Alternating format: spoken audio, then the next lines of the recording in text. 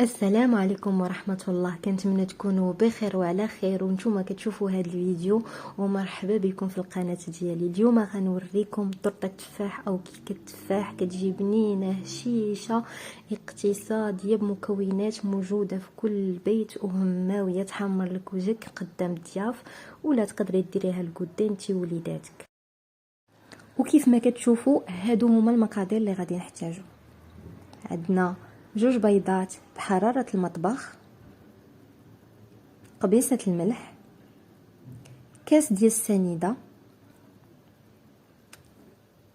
كيس ديال الفاني، ونخلطو مزيان الخليط حتى يبيض معانا بالفوي ولا بالضرب الكهربائي ولا بميكسور. المهم هو تطلعوا البيض مزيان حتى يبيض.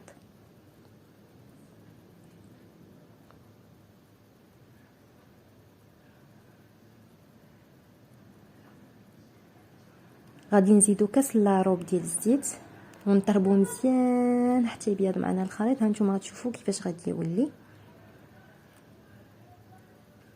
في هاد اللحظه غادي نحيد الباتور وغادي نخدم غير بالفوي. غادي نزيد كاس ديال الحليب،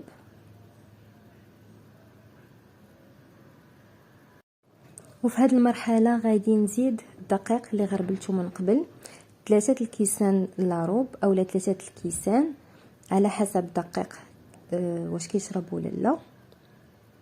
غادي نزيد دقيق على 2 دفعات، وانا كنخلط غير بشويه، كنحاول ندخل الدقيق غير بشويه باش ما نهبطش البيض ديالي.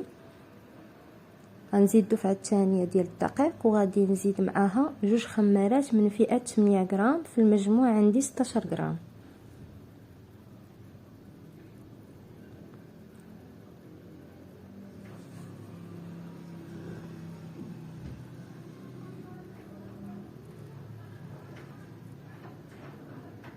استسمح على هذا الصوت، هذا خارج عن الاراده ديالي، ولكن ضروري بغيت نحط لكم هذه الوصفه باش تجربوها.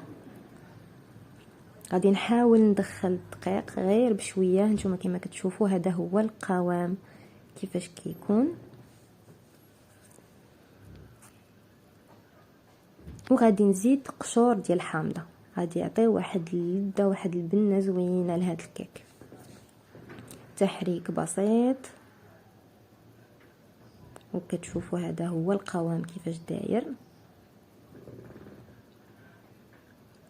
غادي نجيب المول ديالي اللي من قبل دهنته بالزبده ورشيت عليه الدقيق، نكبوا الخليط في المول.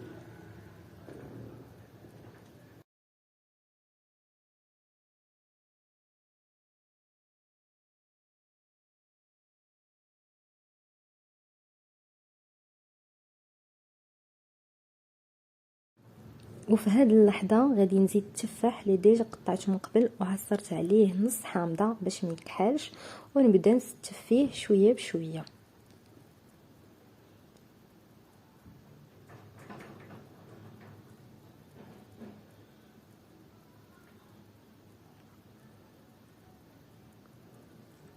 وما تنساوش تشجعوني الى عجبكم هذا الفيديو باللايك وبالاشتراك.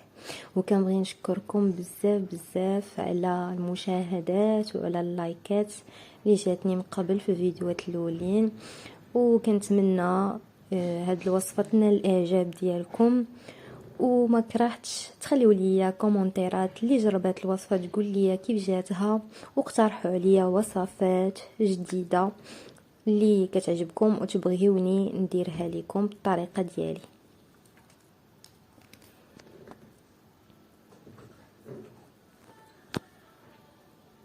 وفي هاد اللحظه غنزيدو ساشيه ديال الفاني من الفوق ندردروها، كتعطي واحد التحميره زوينه وواحد البنه لهاد التفاح هذا.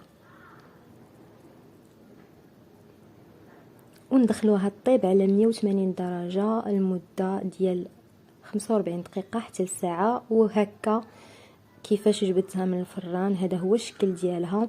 انا غنزيد عليها كونفيتور ديال المشماش من الفوق، والتزيين كيبقى على حسب الذوق كل واحد وباش كيبغي يزين.